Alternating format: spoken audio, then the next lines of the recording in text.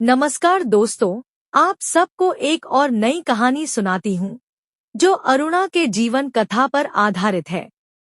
आप सभी से अनुरोध करती हूँ कि हमारे चैनल को लाइक करें, शेयर करें, कमेंट्स और सब्सक्राइब कीजिए।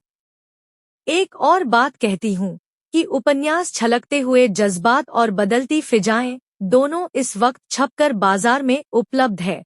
उत्साहित पाठक गण अमेज़न से ऑर्डर करके ले सकते हैं। आप भी पढ़ें, दूसरे को भी प्रेरित करें। इस बीच अरुणा की बहन मनोरमा और सौरभ के प्यार की कहानी को लेकर घर में बहुत खींचतान की माहौल बनती गई। दोनों की प्यार भी कुछ कुछ अरुणा और नमन की तरह है। केवल फर्क इतना है कि दोनों ने एक साथ पढ़ाई करके आईएएस अधिकारी बनने की ख्वाब देखने लगे। साथ में मनोरमा इस बात की जिद पर अड़ी है कि किसी भी परिस्थिति में दीदी अरुणा की तरह किसी और से शादी नहीं करेगी, चाहे घर में कितना भी तूफान आ जाए। जरूरत पड़ेगी तो घर वालों से बगावत भी कर लेगी। ऐसे भी मनोरमा अरुणा से थोड़ा ज्यादा चंचल और चालाक है। ऐसे में जब जब उसकी उम्र 20 वर्ष होती गई तो माँ करुणा देवी और पिता मनोहर लाल जी के बीच अक्सर मनोरमा की शादी की चर्चा के बीच एक रोज मनोरमा कठोर लफ्जों में अपने मम्मी को कहा, मम्मी जी, आप लोगों को इतने जल्दी मेरी शादी को लेकर परेशान होने की जरूरत नहीं है। मैं पढ़ाई लिखाई करके कुछ बन जाऊंगी, तब शादी ब्याह के बारे में सोचूंगी। इस पर माँ करुणा देवी कहती है, कैसी बातें करती है, इस उम्र में तो तेरी दीदी की शादी हो गई थी।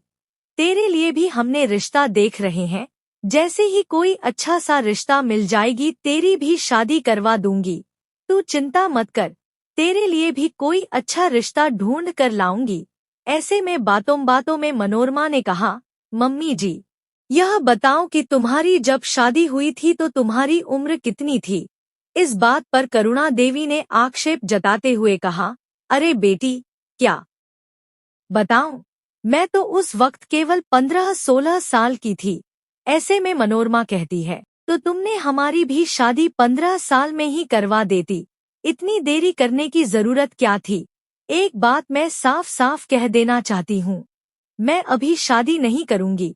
मैं अपनी पढ़ाई लिखाई पूरी करके नौकरी करूंगी, तब जाकर शादी करूंगी। मैं एक बात और कह देती हूँ कि मेरे लिए लड़का ढूंढने की जरूरत नहीं है। मैं खुद देख लिया है। अगर शादी करूंगी तो उससे, नहीं तो कभी नहीं करूंगी। अगर तुम लोगों ने दीदी की तरह मेरे साथ जबरदस्ती करने की कोशिश की तो मैं जहर खा लूंगी और नोट लिख कर जाऊंगी कि मेरे मम्मी पापा के जबरदस्ती करने की वजह से मैं सुसाइड कर ली। बेटी के बात पर माँ करुणा देवी एकदम से भड़क गई और अनाप शनाप कहने लगी। ऐसे में मनोरमा ने कहा, तुम लोगों ने दीदी के साथ जो किया ऐसा मेरे साथ हरगिज नहीं होने दूंगी। दीदी ने तुम लोगों को बार बार मिन्नतें करती रही।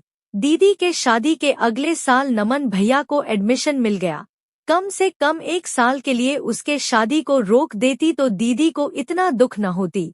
दीदी को उसका प्यार मिल जाती। तुम लोगों ने एक साथ दोनों के जीवन को बर्बाद कर दिया। मैं बेटी हूँ तो क्या बेटी को अपना पसंद ना पसंद की कोई अधिकार नहीं होती।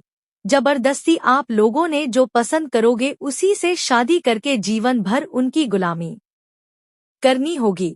यह कैसे हो सकता है, इसलिए कि मैं एक लड़की हूँ। क्या मुझे अपने पसंद से, अपनी इच्छा से किसी से प्यार करने की कोई अधिकार नहीं है। समाप्त। अगले भाग के लिए हमारे साथ बने रहिए। धन्यवाद।